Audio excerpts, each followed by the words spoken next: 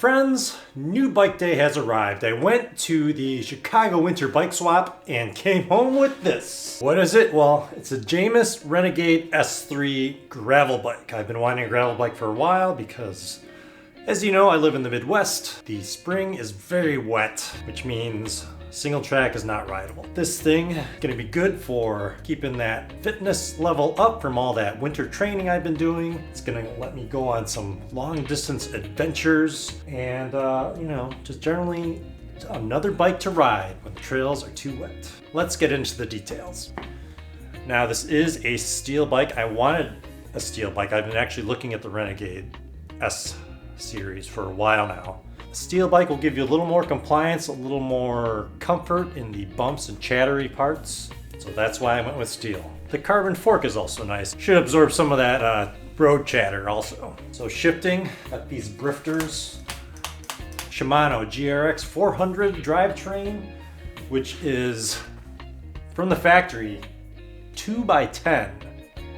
But this bike was not perfect. I got a pretty good deal on it, but there's some things that needed fixing. First thing I discovered, front shifter, front derailleur would not shift. After some analyses, trying out some new cables, rerouting these cables were not routed very well. Front shifter's broken.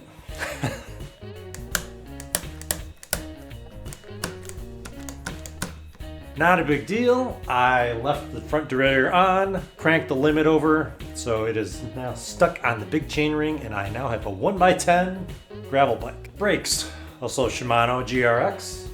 They're okay. They're not as grabby or powerful as my SRAM brakes on my mountain bikes, but I think I'll survive.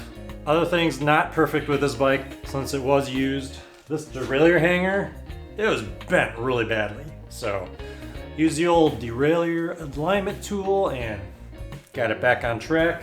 As I said, the routing of these cables were not ideal. Usually when a cable or hose starts on the right side, usually it'll transition to the left side of the bike before it goes to the back. That was not the case. They just had the right side going to the right side of the head tube, and it just caused a little more binding than necessary.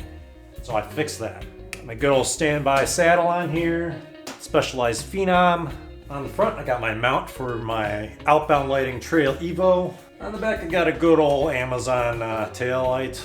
Got my Lesign pump here, and down here in this little tool keg, I've got my flat kit. Try to keep that center of gravity low and out of the way. Tires are these Challenge Grifo Plus. I think I'm saying that right. So they're 700 by 33, a little narrower than I was thinking, and they're a little more knobby than I was thinking for a gravel / pavement bike. So I'm gonna be changing that pretty soon. I'm gonna be putting some WTB Riddlers on, and actually I think those are the tires this came stock with. Hopefully the rims are tubeless. The previous owner pulled the stickers off, so I don't even know what kind of rims these are. So how does this thing ride? It's fast. I've gotten it up to almost 30 miles an hour on the flat with the tailwind. That's pretty good. So yeah, looking forward to some long distance adventures, some exploring of paved paths around here, and hopefully some more gravel paths. Also in the future, I hope to do some bike packing trips with this bike.